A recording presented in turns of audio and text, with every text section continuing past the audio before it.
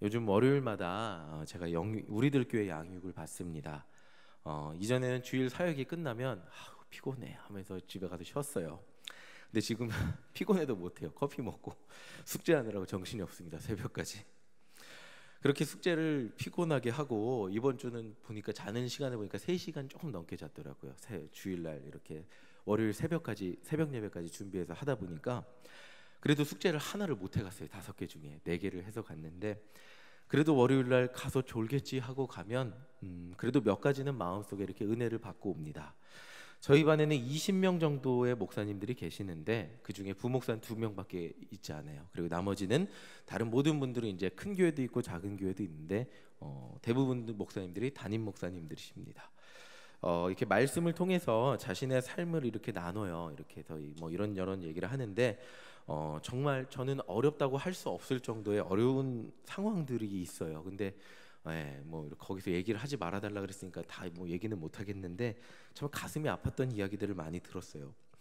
근데 신기한 것은 제가 이렇게 들으면서 신기한 게 있는데 그렇게 힘들고 어려운 상황이 있는데 그분들 중 한 분도 목회 못 하겠어요 라고는 얘기 안 하세요. 목회 그만둘게요 이러고는 얘기 안 하세요. 작은 교회나 큰 교회나 교인이 10명이나 100명이나 200명이나 어떻게 해야 좀 이 목회 안 되는 거를 힘든 거를 어떻게 극복할 수 있을까 이 고민이지 어떻게 해야 관둘까 이 고민은 어떻게 다른 거 택시 운전이라도 할까 이런 고민은 안 하시더라고요. 저도 이 힘겨운 이야기를 들으면서 공감도 되지만 왜 저렇게 힘든데 목회를 놓지 못하고 계시는 걸까 포기하지 않으려고 하는 걸까 하는 마음이 들었습니다. 자, 아마도 이러한 생각을 우리들에게 한번 적용할 수 있을 것 같습니다. 우리 여기 계신 여러분들은 왜 예수님 믿으십니까? 예수님 믿으면서 상처받은 적은 없으십니까? 예수님 믿는다는 이유로 교회 안에서나 또 세상에서 힘겨워지신 적은 또 억울해도 참아야 했던 적은 없으십니까? 예수님 믿는다는 것 때문에 내 유익을 포기한 적은 없으십니까? 자, 그냥 예수님 안 믿고 세상 사람들이랑 똑같이 살면 오히려 마음이 편할 것 같아요. 착해야 된다는 의무감도 없잖아요. 수요일날 피곤한데 집에서 쉬어야 되나 오늘 하루 현충일인데 수요예배 빠지고 어디 저녁에 좀 바람 쐬러 가도 되지 않을까 이렇게 고민하면서 그래도 예배 가야지 아니야 오늘 하루는 좀 쉬자 하면서 괜히 스트레스 받지 않고 마음 편히 놀러 가도 될 것 같습니다. 일주일에 하루 쉬는데 하루 쉬는 날 주일날 나와서 하루 종일 오후 예배까지 드리고 집에 가면 녹초가 되기 쉽죠. 그리고 열심히 신앙생활을 하면 11조도 드리고 때마다 일마다 감사헌금 드리고 또 절기헌금 이렇게 하나님 앞에 온전히 헌금을 다 챙겨서 드리면 남들이 누리는 거 무언가 하나는 포기해야 되잖아요. 우리는 이렇게 하나님 앞에 소중한 개인 시간도 드리고 내 정말 소중한 재물도 하나님 앞에 드리면서 열심히 신앙생활하고 있습니다. 근데 이렇게 사는데 가끔 우리에게도 시험거리가 찾아옵니다. 다 이렇게 산다고 시험거리가 없는 건 아니에요. 따져보면 예수 믿는 것 쉬운 일 아닙니다. 자, 그럼에도 불구하고 우리가 예수님 포기하지 못하고 예수 믿으면서 이 휴일 저녁 시간에 나와서 예배드리는 이유가 있습니다. 고린도후서 4장 6절입니다. 우리 함께 읽어보겠습니다. 어두운 데서 빛이 빛이라 말씀하셨던 그 하나님께서 예수 그리스도의 얼굴에 있는 하나님의 영광을 아는 빛을 우리 마음에 주셨느니라. 이유는 아주 단순해요. 예수님의 십자가를 통해서 하나님의 영광을 아는 빛을 우리 마음에 비춰주셨기 때문이에요. 그러니까 내 의지와 내 생각으로 예수님 믿으려고 하면 이렇게까지 못 살겠죠. 일주일에 하루 쉬는데 어떻게 그 시간 하루 종일 주님 앞에 나와 예배드려요. 자, 예수 그리스도의 얼굴에 하나님의 영광이 있다 그러는데 예수님의 얼굴이 어떨까요? 한번 그려보세요. 예수님 얼굴이 어떨까요? 예수님 얼굴이 어떤지 보여드릴게요. 보여주세요. 예수님 얼굴이 이래요. 가시면류관에 머리가 찔려서 흐르는 피와 십자가의 고통 때문에 일그러진 얼굴입니다. 근데 여기에 하나님의 영광이 있다 그래요. 여기에 하나님의 영광이 있대요. 하나님의 영광은 1등하고 남들보다 잘나고 위대해져서 예수님이 매달려 있는 십자가가 갑자기 금 십자가로 모든 사람이 대단하다고 와, 저 십자가 금이야, 금으로 빛나 이렇게 쳐다보는 그런 영광이 아니라 하나님의 영광은 그렇게 머리에서 피가 흘러도 못이 자신의 손과 발을 뚫고 와도 십자가에 매달린 고통이 극심해도 우리를 향한 사랑을 결코 포기하지 않는 것, 바로 이것이 예수 그리스도의 얼굴에 있는 하나님의 영광이라는 것입니다. 근데 하나님은 우리에게 그 영광을 아는 빛을 우리 마음에 주셨다는 거예요. 십자가라는 저주받은 죽음, 나무에 달린 데는 다 저주받았다 그랬죠. 세상에서 가장 하찮고 실패스러운 것 같은 힘없는 죽음, 그 죽음을 나를 위한 사랑으로, 아니 나를 살리는 사랑으로 깨닫게 하는 빛을 주셨다는 거예요. 이것을 알기 때문에 우리는 다 알고 있어요. 그렇기 때문에 때로는 피곤해도, 때로는 힘겨워도, 때로는 낙심이 돼도, 때로는 정말 포기하고 싶어도 그럼에도 불구하고 하나님 앞에 나와서 예배를 드리는 것입니다. 십자가의 영광이 지금 내 안에 살아계시고 나를 다시 살린다는 것을 깨달았기 때문입니다. 자, 이것을 우리가 알고 있는 정도가 아니겠죠. 마음에 새겨졌다 그러죠. 자, 새겨졌다는 것은 바로 이런 것인데, 우리 4장 8절 함께 보겠습니다. 우리 함께 읽겠습니다. 시작. 우리가 사방으로 우겨쌈을 당하여도 쌓이지 아니하며 답답한 일을 당하여도 낙심하지 아니하며. 예수를 믿는다고 어려움이 없는 것은 아니겠죠. 예수를 믿는다고 고난이 없는 것도 아닙니다. 때로는 예수를 믿어서, 아니 예수를 믿기 때문에 사방으로 우겨쌈을 이렇게 당합니다. 예수를 믿기 때문에 참고 미안하다고도 해야 됩니다. 변명할 수 없는 답답한 억울한 일을 당하기도 합니다. 누구에게도 내 억울함을 말할 수 없는 상황, 누구한테도 말할 수 없는 그런 상황을 마주하기도 합니다. 근데 7절의 마지막에 이렇게 써 있어요. 다시 보여주세요. 네, 7절 마지막 다시 한 번만 보여주세요. 8절 죄송해요. 8절 마지막 보여주세요. 예, 우리 빨간색으로 함께 읽겠습니다. 시작. 낙심하지 아니하며. 다시 한 번만 읽어보겠습니다. 시작. 낙심하지 아니하며. 어떻게 살면서 이런 일을 안 당할 수 있겠어요? 근데 낙심하지 않는데요. 자, 우리 11절 한번 읽어보겠습니다. 11절 함께 읽겠습니다. 시작. 우리 살아있는 자가 항상 예수를 위하여 죽음에 넘겨짐은 예수의 생명이 또한 우리 죽을 육체에 나타나게 하려 함이라. 자, 우리의 생명이 예수를 위하여 죽음에 넘겨지기 때문이에요. 말이 조금 한 번에 확 안 들어오는데, 이 말이 뭐냐면 우리의 육신은 뭐죠? 원래 죽을 수밖에 없는 육신이죠. 그리고 그 생명이 죽을 수밖에 없는데 예수님의 생명이 우리의 죽을 수밖에 없는 몸에 나타나게 된다는 거예요. 우리의 죽을 수밖에 없는 육체에 예수님의 생명의 빛이 깃들어서 나타나고, 이 빛은 우리에게 힘을 줘요. 우리에게 능력을 주고, 그리고 우리가 낙심하지 않을, 포기하지 않을 은혜를 주신다는 거예요. 조금 아직까지 추상적인데 7절을 보겠습니다. 7절 함께 읽어보겠습니다. 함께 읽겠습니다. 시작. 우리가 이 보배를 질그릇에 가졌으니 이는 심히 큰 능력은 하나님께 있고 우리에게 있지 아니함을 알게 하려 함이라. 자, 사도 바울은 이 빛을 우리에게, 예수님의 빛을 우리에게 주신다 그랬는데, 이 빛을 보배라고 표현하고 있어요. 그리고 우리를 질그릇이라고 하고 있어요. 질그릇은 전 잘 몰라요, 사실은. 그래도 찾아보니까 질그릇은 그 당시 가장 많이 사용했던 진흙으로 만든 톡이라 그럽니다. 진흙만으로 구워서 만든 그릇이라 그러는데, 특징이 두 가지가 있대요. 하나는 너무 흔하대요. 그냥 어디 가나 있는 그런 그릇이고, 그리고 잘 깨진대요. 누가 보아도 특별할 것 없고 상처에 약하다는 것. 저는 이 질그릇이 저와 같다는 생각을 해보았습니다. 너무나 평범한 한 사람. 누가 제게 뭐라고 하지는 않을까, 누군가가 뭐라고 하면 상처받아 깨어지기 쉬운 그런 마음을 가지고 살아가는 모습.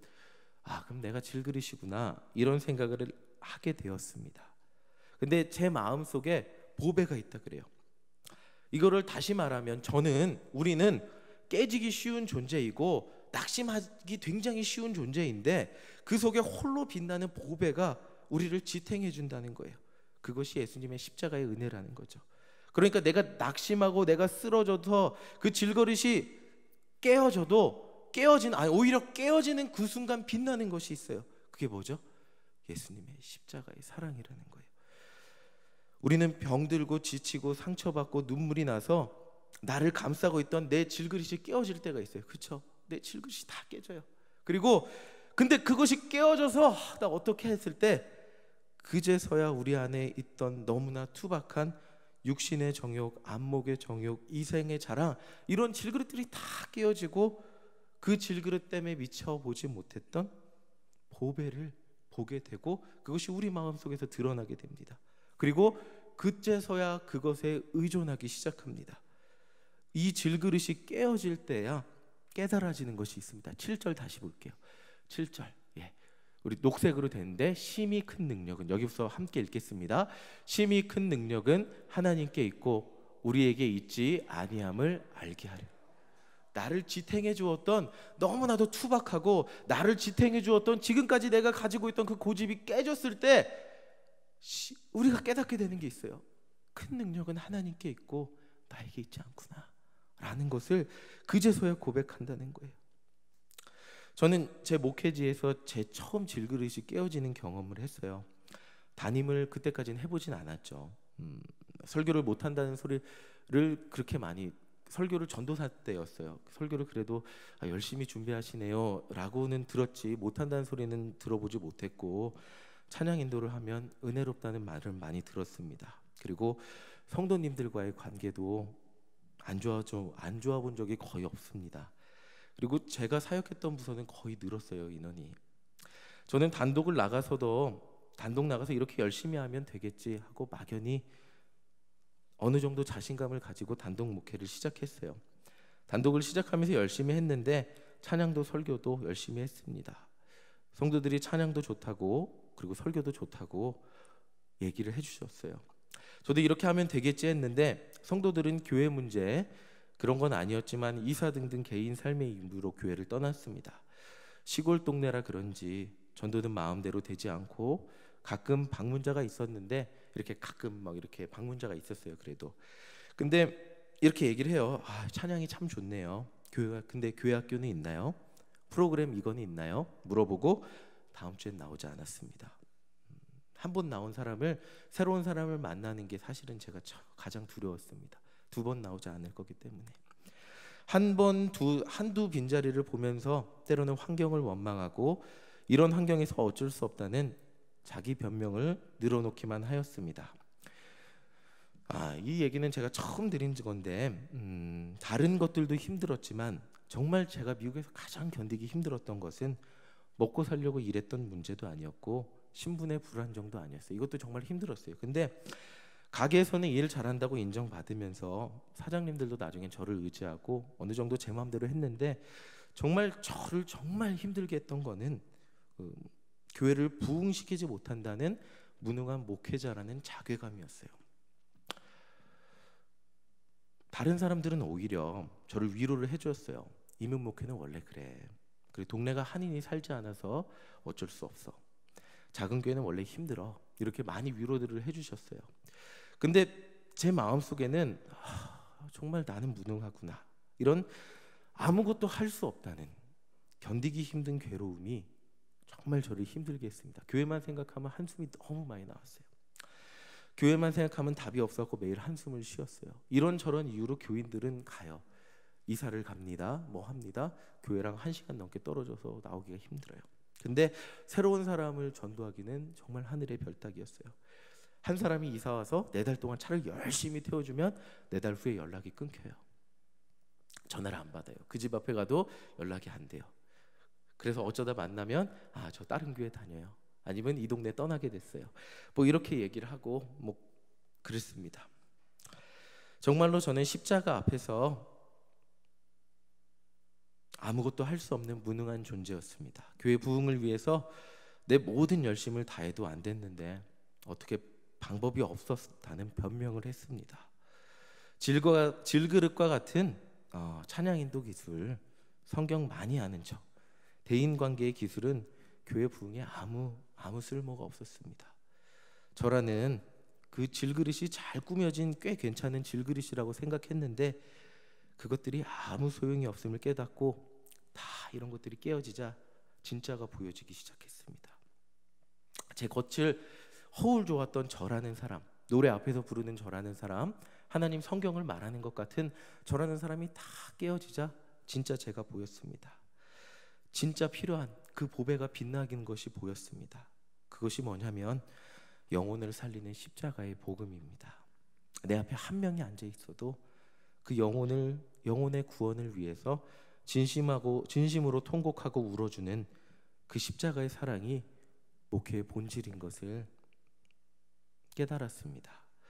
그것 없이 찬양 잘하는 것, 그것 없이 설교 잘하는 것, 듣기 좋은 것, 교인에게 호감을 주는 것, 이 모든 것은 그 질그릇에 불과하다는 것을 깨달았습니다. 목사로서 제가 바로 서게 되는 시점은 교회에 사람이 많이 모였던 시점이 아니에요. 이 모든 것들이 다 깨어지는 순간이었습니다. 제가 다 깨지고 나서야 제 안에 있는 십자가가, 그 십자가라는 보배가 빛이 나게 되었을 때 한 영혼을, 그것도 제가 사랑하는 것이 아니라 그것 하나님이 나에게 힘을 줄 때만 사랑할 수 있구나 라는 것 또한 깨달았습니다. 제 안에 있는 십자가라는 보배가 저로 하여금 한 영혼을 포기하지 못하도록 만들고 있다는 것을 깨달아요. 그러니까 제가 사랑하는 게 아니에요. 내가 목사가 됐다고 해서 제가 한 사람을 사랑하는 게 아니라는 것을 깨달았습니다.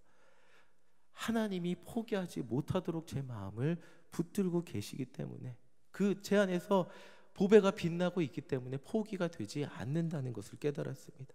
그것이 바로 십자가의 사랑이기 때문입니다. 이렇게 우리의 표면인 질그릇이 깨어지면 우리 안에 진짜가 등장합니다. 그렇기 때문에 사도 바울이 이렇게 얘기합니다. 우리 8절 9절 다시 한번 읽어보겠습니다. 우리 함께 읽겠습니다. 우리가 사방으로 우겨쌈을 당하여도 쌓이지 아니하며 답답한 일을 당하여도 낙심하지 아니하며 박해를 받아도 버림받지 아니하며 거꾸로 뜨림을 당하여도 망하지 아니하고. 사방으로 우겨쌈을 당해도 얼마나 억울해요. 얼마나 대책이 없어요. 박해를 받아도 거꾸로 뜨림을 당해도 망하지 않는데요. 그 이유가 10절에 있어요. 10절 보겠습니다. 함께 읽겠습니다. 우리가 항상 예수의 죽음을 몸에 짊어짐은 예수의 생명이 또한 우리 몸에 나타나게 하려 함이라.